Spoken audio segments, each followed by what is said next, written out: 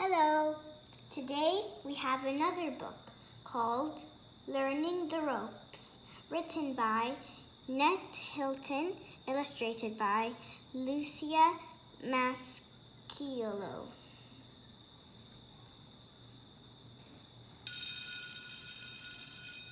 Chapter 1, The Very Best Fun. It was the time of the year again, the time I dreaded. The notice had gone up in school. Our class was going on a fun camp last year. When Oscar Binns was my only best friend, we go out of going on the camp. We pretend we were ill, but Oscar Binns moved houses. And now he lives a long way away. My new friend who lives next door in Oscar's old house is Mitzi, and she said that a camp is very best fun anyone could have. You should see the obstacle course, Spike, she said. She calls me Spike even though my name is Max. It's the best, I asked my dad what an obstacle course was, and he said it was something that made things harder to do. How can that be fun? I asked Mitzi. You go over things instead of just running in a straight line, she said. It's great. There's a rope ladders and big rope nets that hang from really high bars, and there are low benches you have to crawl under. Sometimes there's mud too, and a flying fox zip wire.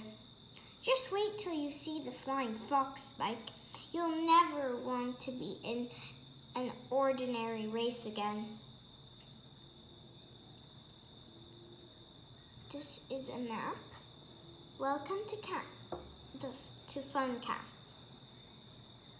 The lake, the obstacle course, the flying fox, the campfire, the football pitch, the shower block, the tent village, the sports hall, the canteen tent, the reception and shop, and the car park. I'm not very good at races. I always come last. It was all right when Oscar was with me. He would come last too. Is there a beach? I said. I'm better at swimming. I can swim all the way across the indoor pool near my house. Sometimes I can even do it without touching the bottom. My dad says it's best to try and keep going. He says you'll get there in the end, and that's all that matters. I hope not, said Mitzi. Climbing's more fun and flying foxes. They're the best fun of all. I think the camp is more fun. If you stay away, Oscar thought so too. Chapter 2, The Secret. I felt sick on the bus. Mitzi said it wasn't fair that we had to sit at the back, so she made sure we were moved to the front. You don't get sick at the front, she said. I was glad Mitzi was with me. We were going to be partners in everything. She had put our names in all the lists. We are going to rock climb, run up the scramble net, play parachute games, fly down the flying fox, barrel roll through the barrels, and jump over mud puddles on the obstacle course. I felt sick all over again. There were so many things to do, and they all sounded very hard. You'll be all right, Spike, Mitzi said. When she set off for the girls' tent, I'll be there to keep you going. The boys' tent were very noisy. Jamie and Ned were having a pillow fight, and Dan and Harry were playing tricks to play later on. Our team leader, Smithy, said everyone had to slush before we had to get our rafting ready. What sort of raft? Will said. A raft that will float across the lake, said Smithy. Some kids sat down. Is it deep? Not too deep, said Smithy. You need to be able to swim through. You can all swim. No, said sitting down kids. Yes, I said when it was my turn. Sometimes I had to put my foot on the bottom though. You'll be all right then, said Smithy. It's not far, and you'll have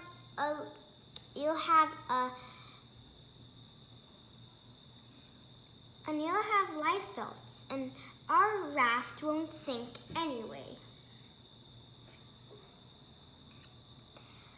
I hope not. Lakes have ducks on them. I didn't want to fall in any water that had duck poo in it. Can girls be on our team? I said.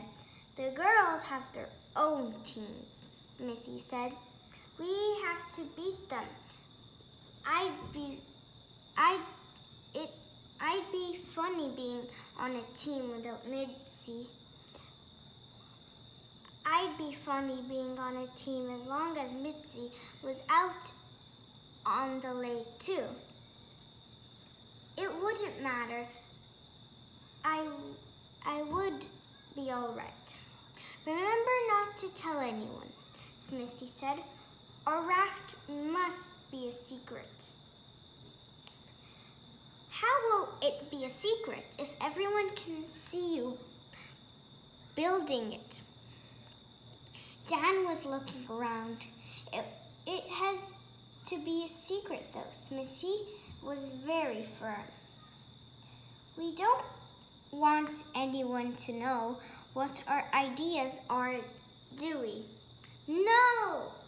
We all roared. I didn't roar too loudly. I was still thinking about lakes and ducks. And I was trying really hard to imagine how we might be able to put sides on our raft. That way, no one would fall overboard, especially me. I tried as hard as I could, but the only rafts I knew were the ones made with just a few boards tied together. Can rafts have seatbelts? I asked when it was my turn to share my idea. Harry and Dan split their sides laughing, but Smithy said he didn't think so, and it was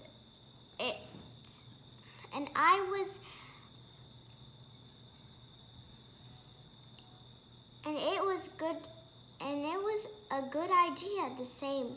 I showed that I was on track. First, we'll draw up our plan and then we'll get busy, Smithy was saying. Don't worry about building it. I've got a secret. Place picked out the most important thing, though, is it's a secret. Now we have a question. We'll see if you've been following along. Why does Spike imagine the raft with sides and ask if rafts can have seatbelts? Spike is thinking about how to make the boys' raft. Number 1, dangerous. Number 2, safe. And number 3, comfortable. You'll have 5 seconds to answer. 5, 4, 3, 2, 1. Did you say safe? Well, you're correct if you said safe. Spike is thinking about how to make the boys' raft safe because he is, number 1, excited. Number 2, hopeful. Number 3, scared. You'll have 5 seconds to answer. 5, 4, 3, 2, 1. Did you think excited? No, that's wrong. The real answer is scared. Good job if you thought that. Is scared about? Number 1, falling into the lake, swimming in the lake, building the boat. Number 1, falling in the lake. Number 2, swimming in the lake. You have 5 seconds to answer. 5, 4, 3, 2, 1. Did you guess building the boat? Well, you're wrong. The right answer was falling into the lake. Good job if you got all of them correct.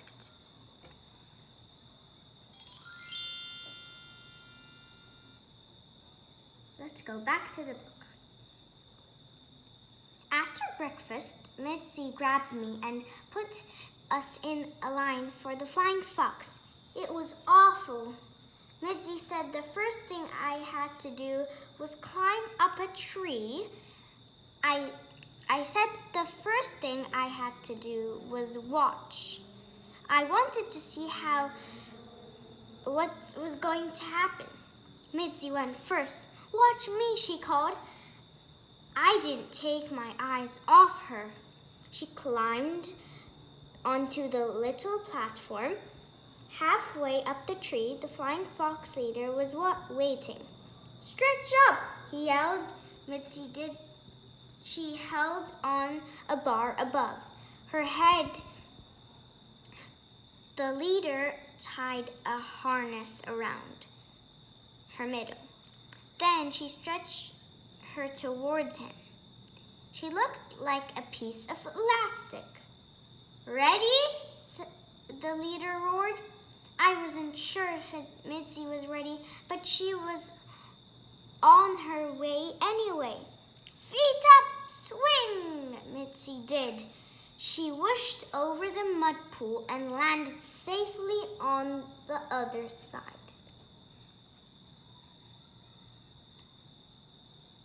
Everyone clapped and cheered, and then they shoved me to the front. Hurry up, they said.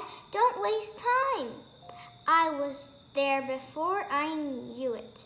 I think the leader might have helped. He leaned down and lifted me right up to the little platform.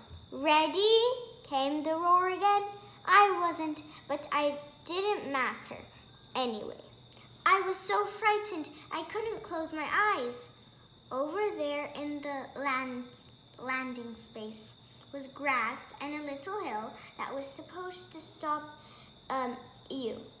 Some kids just kept going when it was their turn, up and over.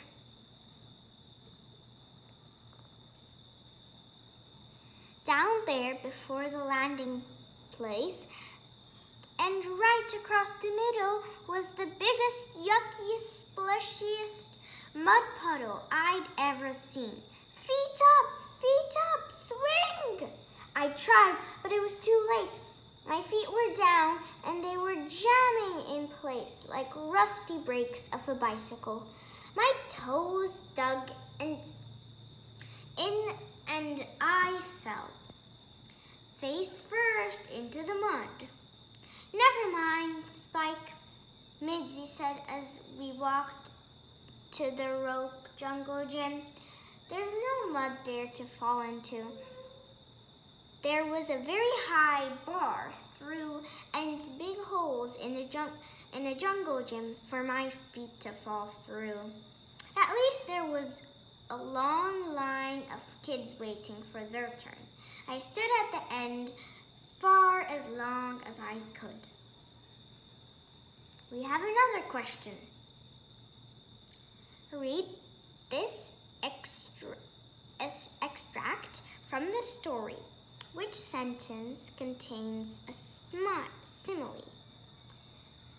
So we have to read this and see where the simile is. Down there before the landing place and right across the middle was the biggest, yuckiest, slushiest puddle I've ever seen. Feet up, swing. I tried, but it was too late. My feet were down. They jammed in place like a rusty brake on a bicycle. My toes dug, and I fell face first into the mud. So, you'll have 10 seconds to spot one sentence that says the simile. 10, 9, 8, 7, 6, 5, 4, 3, 2, 1. Can you see it? The answer was this sentence.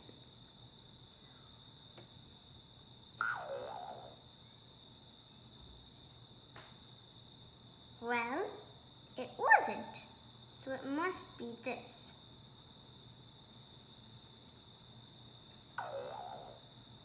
Not this one. Well, let's look again.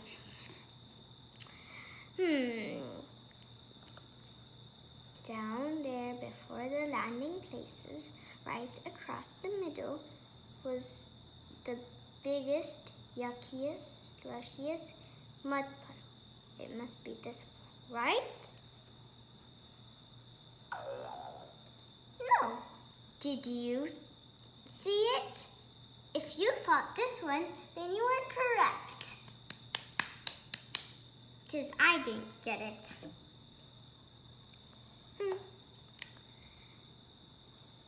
Another Anchorman. Chapter 4.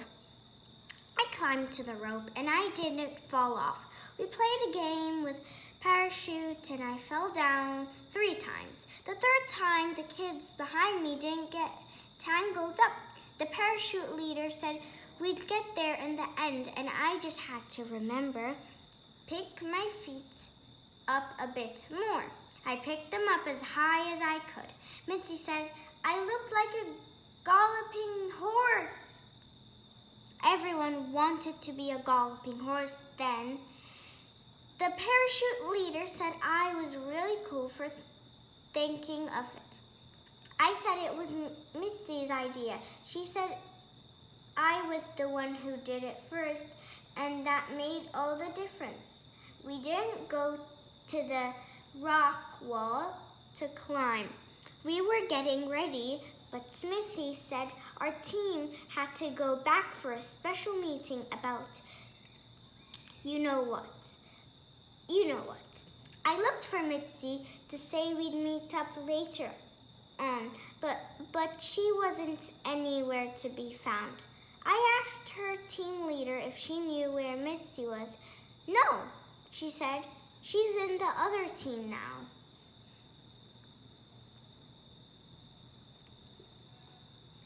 I didn't know what that meant.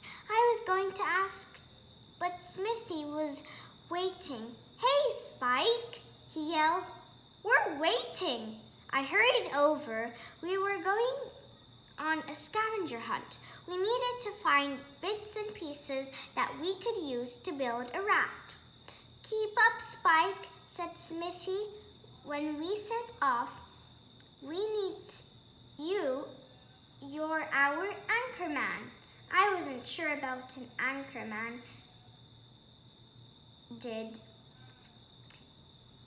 I did know that an anchor sits on the bottom of the sea to keep the ship from sailing away. There was no way I wanted to sit on the bottom of the lake, but I did feel a little bit important being the anchor man. Just the same. Later, when we'd all finished planning and scavenging and showering and eating our tea in the canteen, I asked Mitzi if she knew what an anchor man did. She said she didn't know. She said she didn't know. She said she didn't care either. She had more important things on her mind, she said. Ready?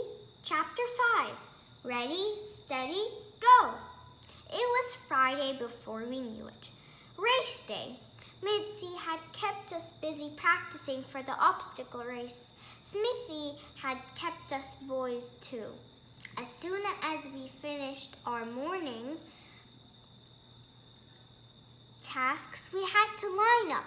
Now listen carefully, yelled Mr. Jeffrey, the camp leader. The obstacle course is over there.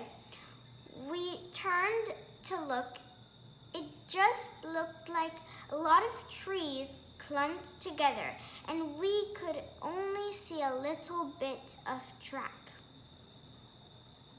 Don't worry, you won't get lost. I think she must have read my thoughts there. A little red flags to show you the way. Ready? Mitzi grabbed me.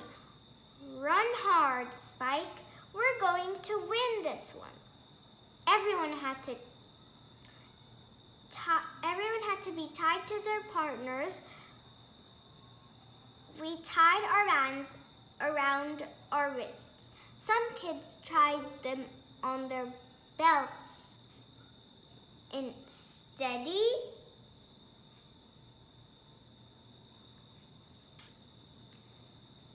Now we have a question. Why does Spike say, I think she must have read my thoughts? Miss Jeffrey is a mind reader. True or false? Yes, it's false. Correct. Miss Jeffrey knows him really well. Yes, it's true. Miss Jeffrey answered his worries without him having to ask. It's true. Miss Jeffrey has been reading his diary. False. I got it wrong. Did you see the mistake? Well, did you notice that Miss Jeffrey didn't know him really well? Good job if you got that correct.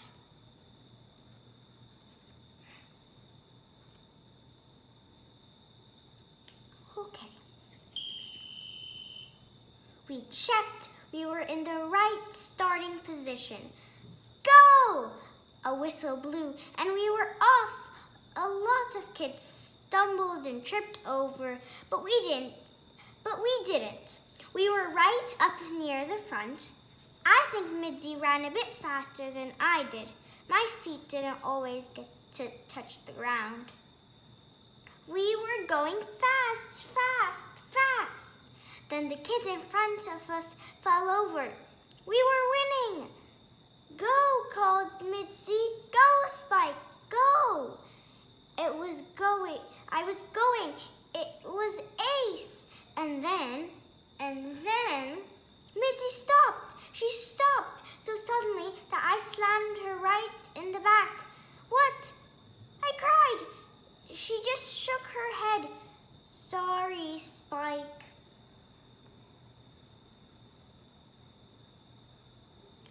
What is the name of the punctuation that is used to show when an actor is speaking? What do you think? Do you know? Is it speech dashes, speech commas, speech brackets, or speech marks? That's correct. It's speech marks.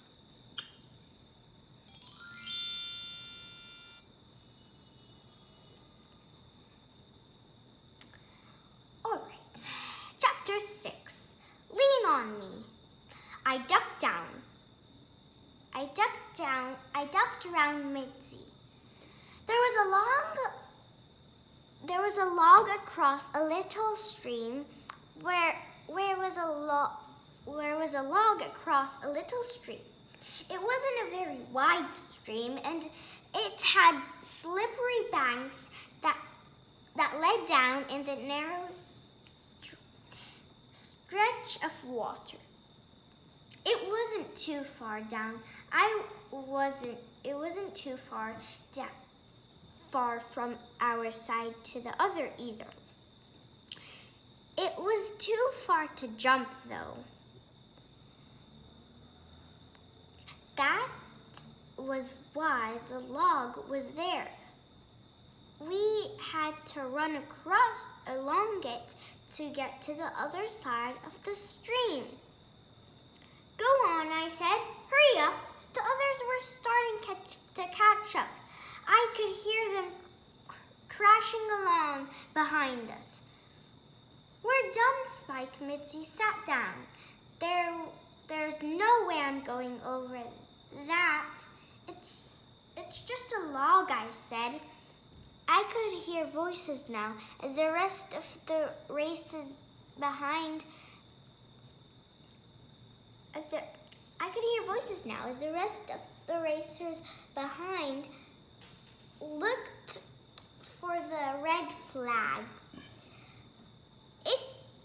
It's not the log, Mitzi said. It was under it. Water, I said. Water, she nooned. I can't swim, Spike.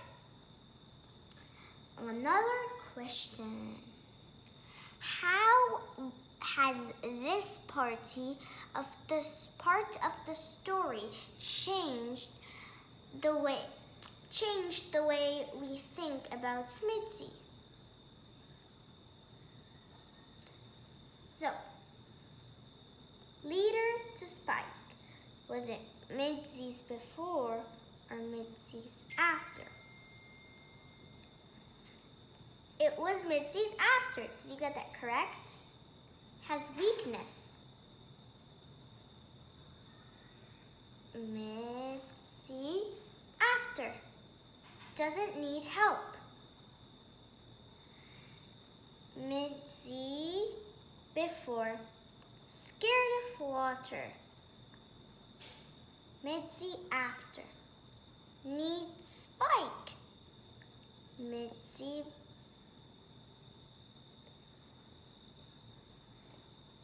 after. Brave. Mitzi before. Scared of nothing. Mitzi before.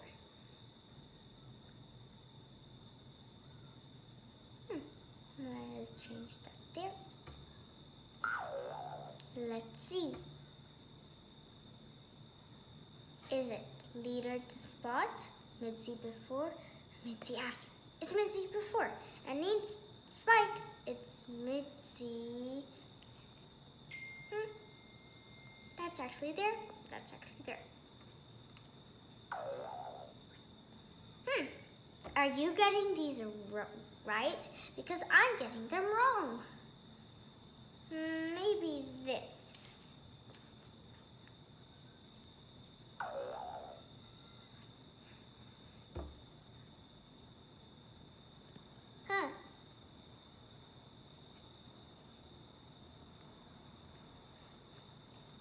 Next.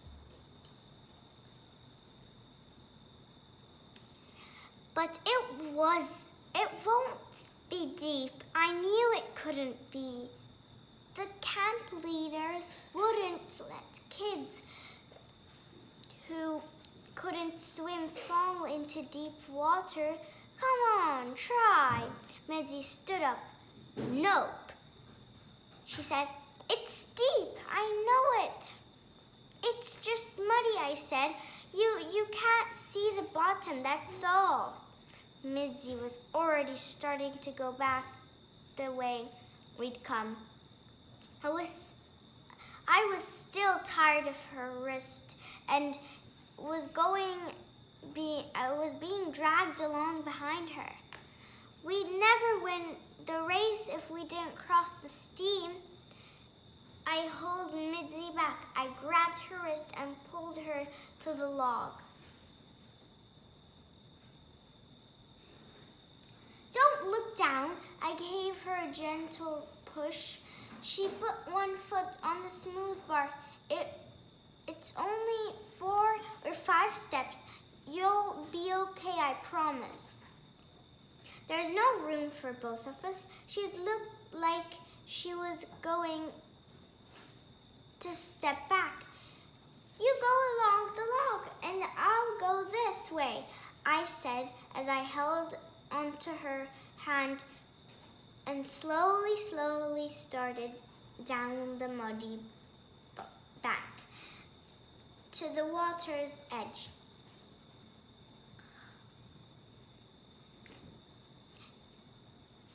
You'll get wet, she howled. You'll drown. No, I won't. I'll hold on you, I promised. Other kids were scrambling along the stream edge looking for other logs. I didn't hurry. Lean on me, and if you feel you're going to fall. Mitzi leaned on me really hard, but she kept going.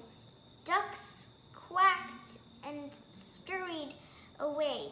My shoes were sucked into the mud at the bottom of the stream, but we managed to cross all the way over. Now run, I said. We ran so hard that my shirt stuck to my back. My back! But we didn't win. Never mind, said Mitzi. We'd go there in the end. Then I remembered the rafts race was next and I felt a bit sick. I was still worried about being the anchor man. Chapter 7. Winner for sure. Smithy laughed when I asked him if I had to sit on the bottom of the lake. You sit at the back of the raft and hold them all steady. He told me when I asked how I was going to breathe down there. You tell them what to do, you'll be counting on you. They'll be counting on you. There's no way we'll let you fall in. Even if they did, I wouldn't matter. I was already wet and muddy, and I can swim a bit.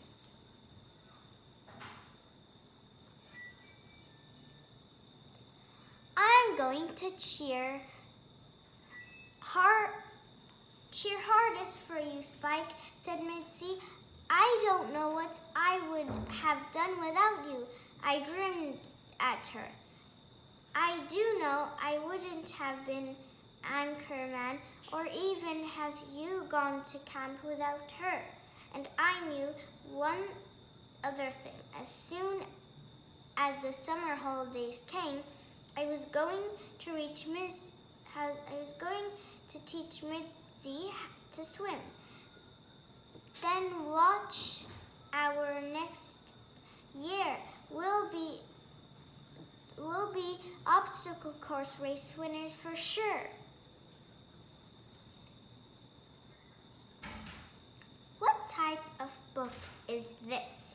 And how do you think? This is a A dictionary book, a fiction book, a non-fiction book, or a poetry book? Did you guess non-fiction? Because you're correct. This is a non-fiction book because it is a biography, story, newspaper, a recount. Did you say story? Because you were correct. Oops. This is a non-fiction book because it is a story with made up is the answer. Made up characters and events.